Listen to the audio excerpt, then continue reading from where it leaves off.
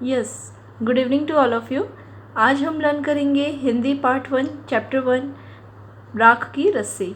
इस कहानी से आपको पता चलेगा कि कैसे हम अपने दिमाग से, अपनी बुद्धि के दम पे, अपनी बुद्धि के बल पे कहीं पे भी विजय प्राप्त कर सकते हैं। और जहाँ बुद्धि होती है हर चीज़ की कीमत वहीं होती है।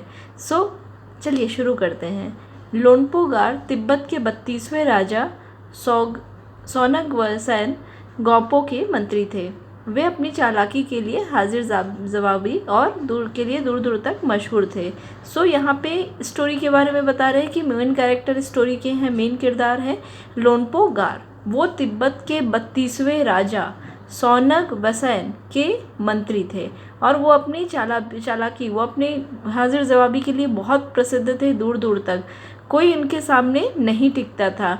उनकी ज़िंदगी बहुत चैन से चल रही थी, बहुत अच्छे से। लेकिन उनके पास में एक चिंता का विषय था। उनके जो बेटे थे।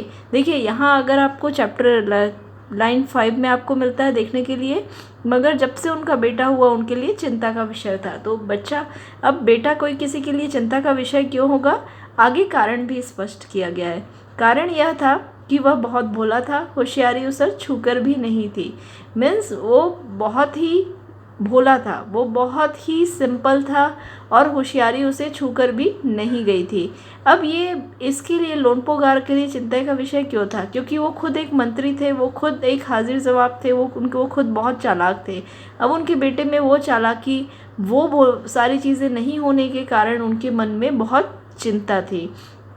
उनको ये लगता था हमेशा, लोनपोगार ने ये सोचते थे कि मेरा बेटा बहुत सीधा साधा है, मेरे बाद इसका काम कैसा चलेगा। जैसा आप सभी को पता है कि हम सभी को चालाक मीन्स दिमाग, अपनी चीज़ों की, अपनी कौशल्य का विकास करना चाहिए। और हम सबको अपने स्किल्स पे ही, जैसे एक डॉक्टर है, डॉक्टर की मेन स्किल क्या होती है, कितने अच्छे से वो पेशेंट को ट्रीट करते हैं। एक टीचर है, टीचर की स्किल्स क्या होती है कि वो कितने अच्छे से अपनी टीचिंग्स को, बच्चों को अंडरस्टैंड करते हैं, बच्चों की लाइफ में चेंज लेके आते हैं। लेकिन ये सब चीज़ों के लिए क्या चाहिए हमें? ये सब चीज़ों के लिए हमें चाहिए दिमाग। तो लोनपोगार को यही लगता था कि मेरे बाद इसका काम कैसे चलेगा। एक दिन लोनपोगार ने अपने बेटे को 100 भेड़ दिया और उनको ये कहा कि तुम इसे ले जाकर शहर में बेच दो। लेकिन एक कंडीशन रख दी, एक शर्त भी रखी। उन्होंने उससे ये कहा कि तुम इसे लेकर शहर तो जा सकते हो, लेकिन तुम्हें इसे मारना या बेचना नहीं है। और तब जब इन 100 भेड़ों के साथ में तुम आओगे तो 100 जौ के बोरों के साथ आना। जौ मीन्स अनाज। जौ के बोरों के साथ आना, वरना तुम्हें घर में घुसने नहीं दूंगा। इसके बाद उन्होंने बेटे को शहर की तरफ रवाना किया।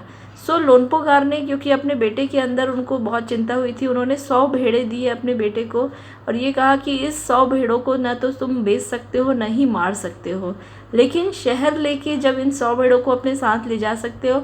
लेकिन जब तुम शहर से वापस आओगे, शहर से वापस आते समय तुमको अपने साथ में 100 जौ के बोरे भी लाना है, अनाज भी लाना है। अब उसके पास पैसे नहीं थे, उनके पास में सिर्फ और सिर्फ 100 भेड़ें थी। 100 भेड़े के साथ में वापस उनको जौ लेके साथ में लेके आना था। लोनपोगार का बेटा शहर पहुंच गया, मगर इतने बोरे जौ खरीदने के लिए उसके पास रुपए ही कहाँ थे। उसके बेटे के पास में शहर तो वो पहुंच गया, लेकिन उसके पास इतने पैसे नहीं थे जिससे कि वो जौ के बोरे अनाज खरीद सके। इसीलिए वो सोचने के लिए सड़क के किनारे बैठ गया, लेकिन उसको कुछ भी समझ नहीं आ रहा था। अब ये उनके बेटे के साथ में स्थिति क्यों थी? जैसा कहानी के शुरू में ही बताया गया है कि उनके जो बेटा था वो बहुत सीधा साधा था। उसके पास बहुत चालाकी नहीं थी, इसलिए उसे समझ ही नहीं आया कि 100 भेड़ें तो थी उसके पास, लेकिन वो उसका क्या करे, ये उसके लिए उसके दिमाग पे उसकी बुद्धि नहीं थी। लेकिन वहाँ पे वो क्या किया, कोई भी हल नहीं मिलते समय वो बैठ गया, उसी जगह पे वो सड़क पे बैठ गया। और तब उसके सामने एक लड़की आई। लड़की ने उससे कहा, क्या हुआ तुम इतने? लड़की ने उसे दुखी देखकर, क्योंकि वो अब सड़क के बीच में भेड़ों के साथ में बैठा है, तो जो लड़की थी उसे देखकर ये पूछे कि तुम ऐसे दुखी क्यों हो। लोनपोगार के बेटे ने बताया कि दुखी होने का कारण ये है कि वो भेड़े के साथ आया हुआ है और उसके पास पैसे नहीं है, लेकिन वापस उसे जाना है तो 100 अनाज जौ के बोरों के साथ में जाना है, तो वो कैसे जाए, इसलिए वो दुखी होकर बैठ गया है। लड़की ने इसे सुना और इसको सुनते ही लड़की ने ये कहा कि मैं तुरंत ही इसका हल निकाल देती हूँ, मैं इसे तुरंत ही सॉल्व कर देती हूँ। इतना कहकर लड़की ने क्या किया कि जो भेड़ थे, भेड़ों के बाल उतार लिए। जैसा कि आप जानते ही हैं कि जो भेड़ों की स्किन होती है, बाल होते हैं, उसे किस काम में करते हैं, फर का बेसिकली वो काम आते हैं। सो ऊन उन्हीं से बनता है। सो उसे उन्होंने ऊन बना लिए और ऊन से उन्होंने बाज़ार में बेच दिए। जो उनके ऊन बेचने से पैसे मिले, उसके 100 बोरे खरीद कर उसको लड़की ने लोनपोगार के बेटे को दे दिया और उनको वापस भेज दिया। अब लोनपोगार के बेटे को लगा कि इससे तो पिताजी बहुत खुश होंगे और उसने सारी चीज़ों को अपने पिताजी को आकर बताई। उनके पिताजी दूसरे कमरे में उठ के चले गए। दूसरे दिन फिर से उन्होंने लोनपोगार को बुलाया, लोनपोगार के बेटे ने को बुलाया और उन्होंने ये कहा कि पिछली बार उनका भेड़ों का बाल बेचना उनको बिल्कुल भी पसंद नहीं आया। अब उन्हें फिर से उसी भेड़ों के साथ उन्होंने भेजा शहर और उन्होंने कहा कि फिर से तुम जौ के 100 बोरों को लेके आओगे। एक बार फिर अब लोनपोगार बिना पैसे के शहर पे सेम जो पिछले दिन उनकी कंडीशन थी उसी ही परिस्थिति में आज फिर लोनपोगार का बेटा शहर में जाके बैठा और पता नहीं क्यों उसे यकीन था कि वो जो लड़की है वो ज़रूर उसकी मदद के लिए उसके पास उसके आएगी। और जैसा उसने सोचा था बिल्कुल वैसा ही हुआ, वह लड़की आई भी। अब उस लड़की ने अगेन फिर से उसे देखा कि लोनपोगार ऐसा का बेटा ऐसा बैठा हुआ है, तो उसने उससे पूछा कि क्या हुआ। उसके बेटे ने उसे बताया कि आज फिर से मेरे पिताजी ने वही कंडीशन रखी हुई है और आज अगर मैं नहीं 100 के जौ के बोरे ले जाऊंगा तो वो फिर से मुझे घर में घुसने नहीं देंगे। लड़की बहुत चालाक थी, तो उसने सोचकर ये कहा कि एक तरीका में सॉल्यूशन, एक तरीका है कि उसने भेड़ों के सींग को काट दिए और उससे, जैसा आप जानते हैं कि जो सींग होते हैं, हॉर्न्स होते हैं, किसी भी जानवर के जो सींग होते हैं वो बहुत कीमती होते हैं, तो उसने उसके सींग को काट दिए और उससे जो पैसे मिले उससे उन्होंने 100 बोरे जौ के खरीद लिए। अब लोनपोगार के बेटे को घर भेज दिया। ऐसा करके उसने लोनपोगार के बेटे को घर भेज दिया। अब लोनपोगार ने ये देखा कि दूसरे दिन भी लोनपोगार पैसे के साथ में ही जौ के 100 बोरे जौ के साथ में वापस आया है।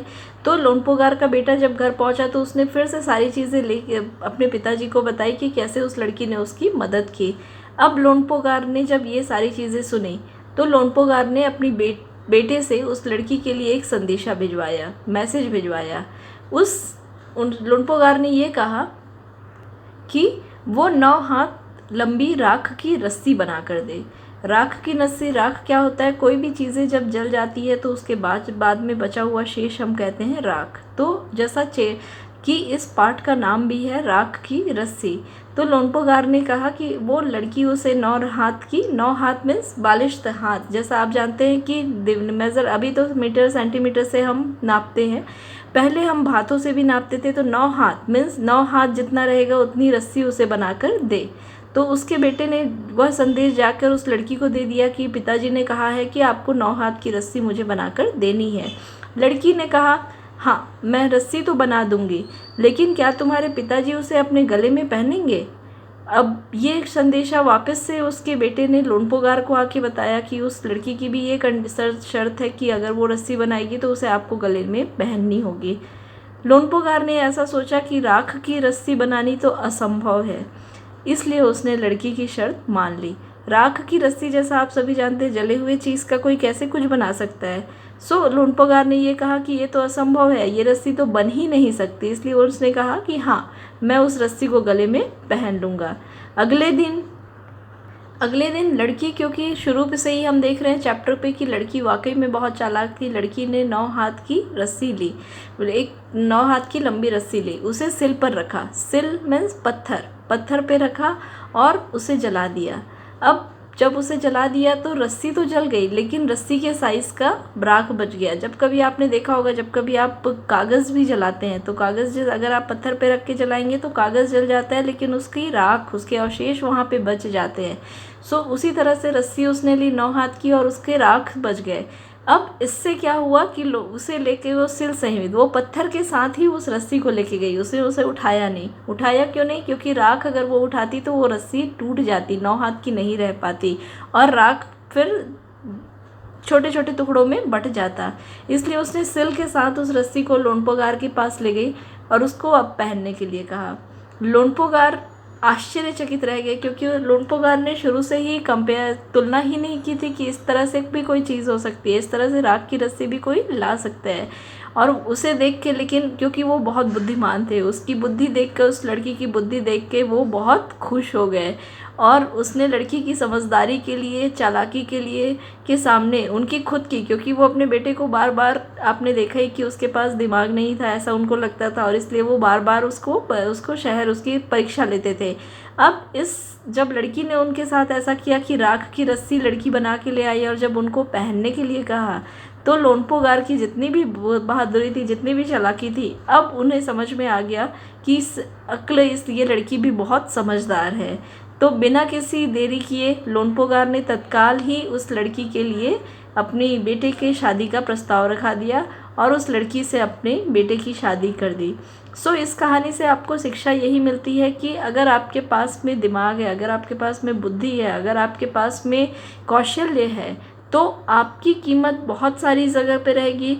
और सबसे महत्वपूर्ण चीज़ आपके साथ में ये है कि आपके पास में बुद्धि होना बहुत इम्पॉर्टेंट है। जैसा कि हमने देखा कि इस लड़की के पास में, उसने बुद्धि के साथ साथ उसकी, अगर आप देखेंगे तो उसकी क्वालिटीज़, अगर उसके गुण भी देखेंगे तो आप परोपकारिता, क्योंकि उसने जब उस लड़के को देखा तो उसके मदद करने के लिए आगे आई। अगर आपके पास में कहीं भी आपके पास समस्या है तो समस्या पे ध्यान न दें, आपको हमेशा समस्या के समाधान का सोचना होता है, और हर एक समस्या का समाधान है। Thank you so much for listeners. This is all about the chapter 1. If you want all videos of your school chapters, please subscribe our channel. Thank you.